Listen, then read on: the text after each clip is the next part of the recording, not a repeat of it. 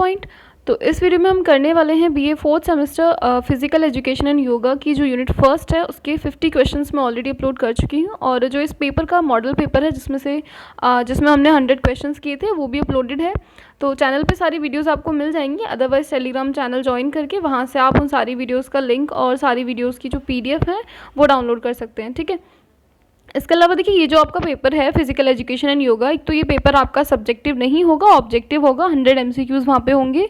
और दूसरी चीज़, ये जो पेपर है आपका BA BCom और BSc तीनों में ही सेम रहने वाला है, तीनों ही फोर्थ सेमेस्टर वाले स्टूडेंट्स के लिए रहेगा ये पेपर। तो अगर आप BA BCom या BSc किसी भी कोर्स से हैं, आप इस वीडियो को देख सकते हैं, आपके लिए हेल्पफुल रहेगी ये। ठीक है, तो यूनिट 1 में 50 क्वेश्चन हम ऑलरेडी कर चुके थे, आज हम रिमेनिंग क्वेश्चन करने वाले हैं और इसी में हम करेंगे यूनिट 2। तो देखिए लास्ट क्वेश्चन में हमने 53 तक कंप्लीट किया था, अब हम करने वाले हैं क्वेश्चन नंबर 54, शारीरिक शिक्षा की प्रकृति कैसी होती है।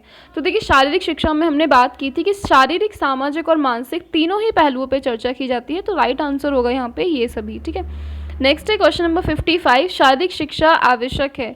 तो शारीरिक शिक्षा ज़रूरी है, एक अच्छा नागरिक बनाने में आपको हेल्प करती है, स्वास्थ्य के विकास के लिए ज़रूरी है और कार्यकुशलता बढ़ाती है। तो ऑप्शन नंबर डी यहाँ पे सही होगा।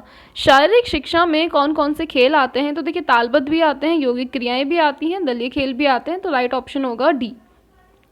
शारीरिक शिक्षा के आयाम, अगर इसका स्कोप आपसे पूछा जाए तो शारीरिक आयाम होता है, मानसिक होता है, सामाजिक होता है, तो तीनों ही होते हैं इसमें। ठीक है, अब ये वाला क्वेश्चन काफ़ी ज़्यादा इंपॉर्टेंट है कि सर्वप्रथम किस देश ने शारीरिक शिक्षा के लिए अग्रणी भूमिका निभाई थी। तो ये एथेंस ग्रीस से शुरू हुआ है। ठीक है, ये क्वेश्चन काफ़ी ज़्यादा रिपीट होगा आगे भी, तो आप इसको ध्यान रखें।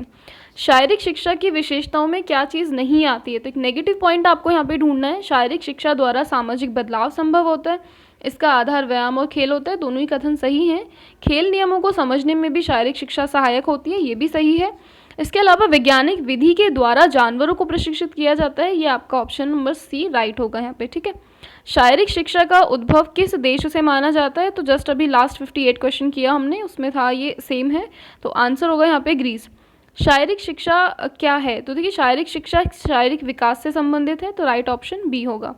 नेक्स्ट चलते हैं क्वेश्चन नंबर 62 की तरफ कि शारीरिक शिक्षा का वो हिस्सा है जिससे शारीरिक क्रियाकलापों की प्रधानता रहती है। तो यहाँ पे राइट ऑप्शन होगा ब्राउन हिल और हेगमैन, दोनों ने ही सेम डेफिनेशन दी है। ठीक है, शारीरिक शिक्षा और शिक्षा के दृष्टिकोण से यूनान के इतिहास को 4 भागों में बांटा जाता है। ठीक है, अगला क्वेश्चन है शारीरिक शिक्षा एक भ्रांति है, तो कैसी भ्रांति है, शरीर सौष्ठव हो जाता है, शारीरिक प्रशिक्षण या अनुशासनहीनता पैदा करता है।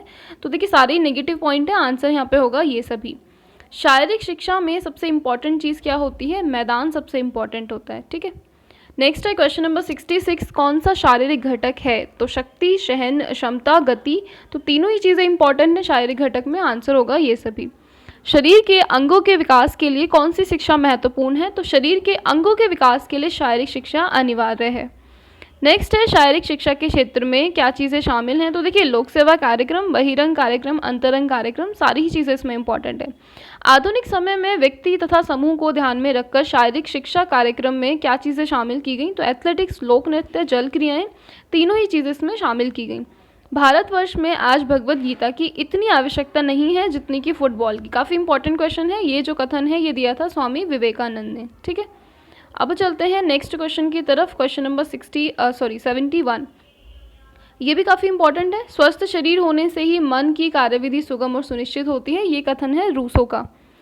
नेक्स्ट चलते हैं क्वेश्चन नंबर 73 की तरफ, 72 को आप स्किप कर सकते हैं, इतना ज़्यादा इंपॉर्टेंट नहीं है। ठीक है, शारीरिक शिक्षा का उद्देश्य व्यक्ति के शारीरिक, सामाजिक और मानसिक एकीकरण का समायोजन होता है, ये कथन है बुक वॉल्टर का। ठीक है, शारीरिक शिक्षा और सामान्य शिक्षा का जो उद्देश्य होता है वो व्यक्ति का चतुर्मुखी विकास होता है, परिपूर्ण और सुव्यवस्थित जीवन होता है और व्यक्ति को समृद्ध बनाना होता है, तो राइट आंसर होगा यहाँ पे ये सभी।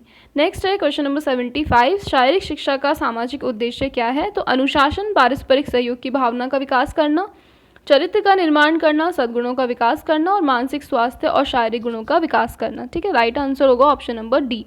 और लास्ट क्वेश्चन है यहाँ पे आपके, वैदिक काल में शारीरिक शिक्षा के रूप में किस प्रशिक्षण को प्रयोग में लाया जाता था, तो उस टाइम पे क्या किया जाता था, केवल शिकार मतलब आखेट, अश्वारोहण, सैनिक प्रशिक्षण, ये तीनों क्रियाएं की जाती थी। वैदिक काल में शारीरिक शिक्षा का जो रूप है वो शस्त्र विद्या है, जिम्नास्टिक है या नृत्य है, तो ये सभी चीज़ें उस टाइम पे की जाती थी।